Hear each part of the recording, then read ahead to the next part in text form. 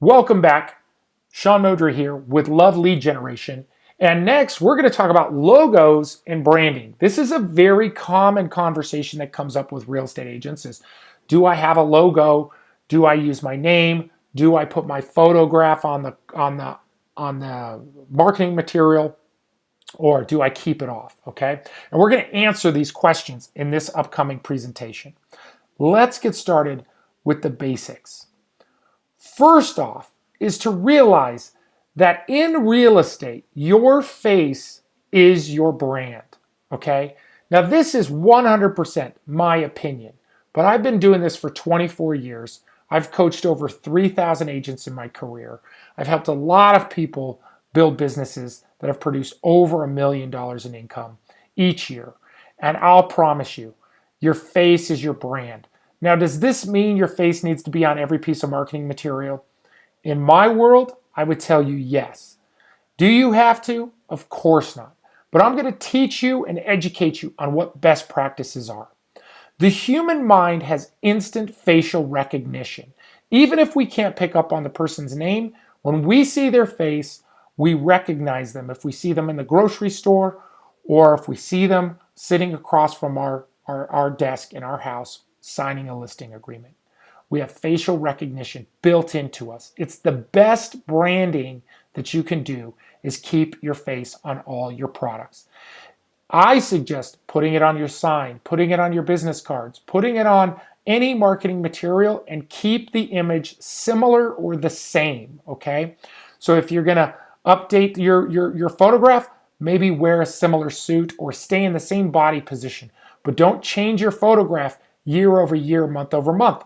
Coca-Cola doesn't change their branding, right? Pepsi changed their branding once in their career, maybe twice in their years.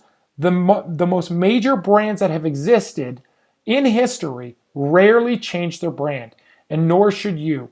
Your goal is recognition of your face and your brand the moment somebody sees it. Next is sub-branding. We talked about this in our previous video about niches, and niches allow us the ability to sub-brand. So common sub-branding things could be a geographic location or farm area, right? So we could say that we are the agent in this neighborhood or in Meadow Hills neighborhood. Luxury branding, to have a luxury sub-brand and a standard brand. A low-cost brand. I actually know real estate agents that have a low-cost brand, a luxury brand, and a middle brand. You could have a co-career or past career brand. If you were a real estate agent that used to be a firefighter, or you were a real estate agent that used to be that is also an attorney, you could have that on your branding to create an impact to that community of other firefighters or police officers or first responders. If you were military, you could have a brand that resonates with other military. If you're an attorney, you could brand yourself as the realtor and attorney because you're going to attract people who want to make sure things are done right. If you specialize in short sale or real estate investment, I've attached some logos that I found online. I don't know any of these people, but I attach these because I think their branding's pretty good. I don't think it's outstanding, but it's clear and to the point. The first one is obviously a short sale lender, Tampa Bay Short Sales. Now, I personally would make the logo a little bit more clear, bring it up forth a little bit more, but the logo's a good logo. It looks like Tampa Bay. There's a picture of a house, and it clearly says short sales. Very good sub-branding. Arizona Divorce Realtor, Chad Nash or Clayton Nash Real Estate. Very clear there. You know exactly what he does. I'm a divorce realtor. Christine Balhary in Christine Sells Miami. Any question in there where Christine sells? Of course not. She's got palm trees. She's got houses. She's got the sun setting. It's a great logo. Very clear, strong sub-brand. Next is the conversation about should I have a logo?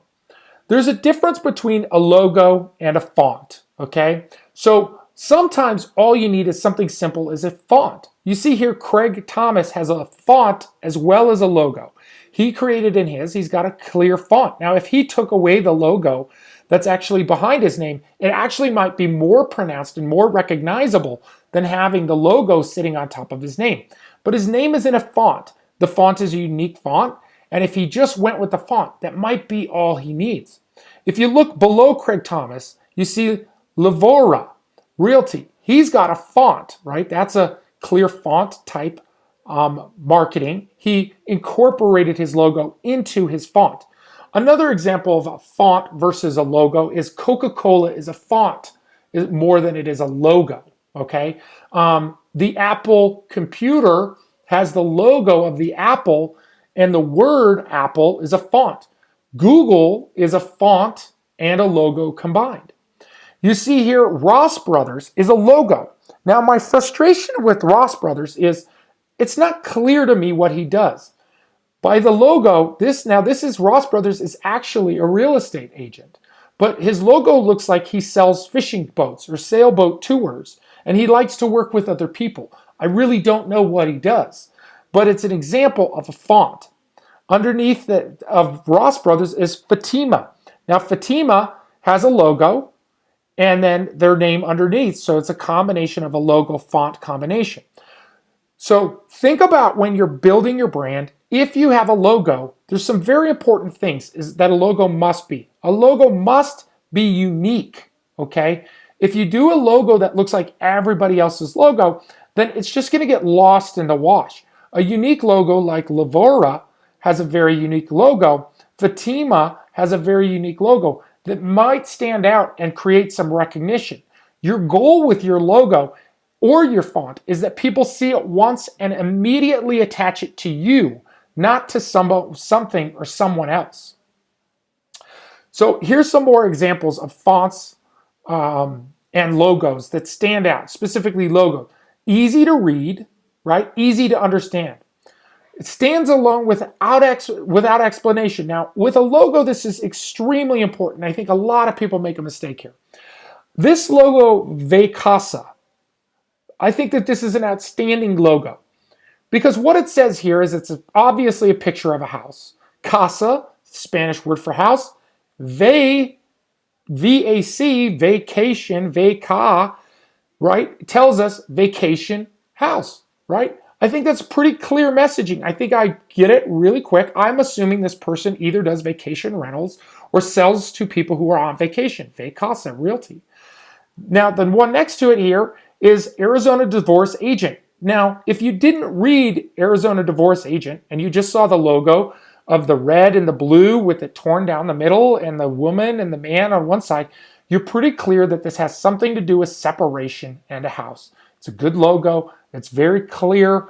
We understand what they're doing without much explanation.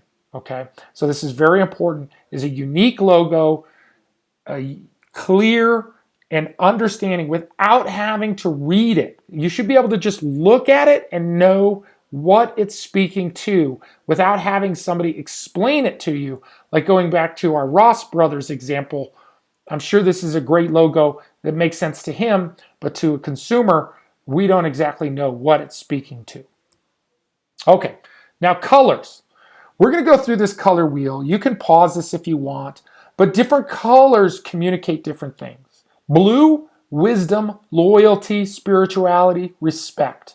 Red, energy, romance, warmth, love, comfort. Orange, excitement, prosperity, playfulness, and change. Yellow, friendly, cheerful, youthful, positivity, and happiness. Green, nature, health, wealth, tranquility, and harmony. Black speaks to power, strength, glamour, and luxury. Purple is luxury, authenticity, truthfulness, and quality. Brown is nature, reliability, confidence, and friendship. And white is purity, cleanliness, clarity, and youth. So when you're putting together your logo or you're putting together your font, take into consideration the colors. Take into consideration the colors of the brand that you work for too. Make sure that your branding's not clashing with the branding of your company because that can throw a customer off who is highly tuned to differences. Okay, so some customers are very tuned to noticing things that are off. And if your company sign clashes with your marketing material, that could actually cause you a problem. Okay, some people are very sensitive to who they select and why. And you don't want somebody to not select you simply because your colors are not matching. Okay, so have somebody review it, have somebody look at it, ask for 10 pieces of advice, ask 20 people to review it, post it on social media, and ask people what they think is the best logo color combination before you spend the money on printing. Okay. Now we're going to talk about your title and your subtitle. Now this is super important because people get this wrong all the time. Your title is either your name, maybe your team name, but if your team name is your team name, be sure your team name resonates with either who you are or real estate. Because if you have a team name that doesn't resonate at all with real estate, it's going to throw the customer off. It's going to create more confusion. And your goal with sales is to reduce confusion, not increase confusion. So you want your name or team name, 1 to 3 words that are catchy and memorable. Okay. Now, obviously, if it's your name, it's not going to be catchy or memorable. Your subtitle is going to add specificity into it. It's also going to create more depth or explanation. So you see here, I love this. Is a great logo. 3 houses, red, white, and blue. Jason Watson, realtor. No question what this person does for a career. Okay. First-time home buyer and certified military veteran housing specialist. Any questions? Very clear who his target audience is. Red, white, and blue is clearly military, United States. His font is conducive to that same thing. The type of font that you pick relates back to, are you playful? Are you serious? His font is in line with that. And so he's looking at all those pieces, bringing it together with an outstanding logo. Okay, so your title and a subtitle. I highly recommend always having a subtitle. If you're sub-branding, you're having a subtitle with each of those individual sub-brands. Okay, today with technology, it makes sub-branding so much easier than it used to be. So going back to what sub-branding is having your main brand. Your main brand, again, is your face. It's your name. It's your name as a team. That's your main brand. Your sub-brand is your geographic location, the projects that you're working on, or your special offer or niche. It's the subtitle that deeper explains your offering. Now, you can make that part of your brand if you choose to, but you can be careful about getting too niche. So like if you're going into a recessionary market, you might sub-brand yourself as the short sales specialist. But as the market moves back into a seller's market and the market corrects and becomes a hot market, being the short sales specialist isn't going to resonate in that market. So you want to have your main brand and a sub-brand to be able to pivot throughout the market timings or to be able to pivot to projects and or neighborhoods as you build and grow your career. Now, I would like you to take a moment and think about these things in detail. Think about your colors, your fonts.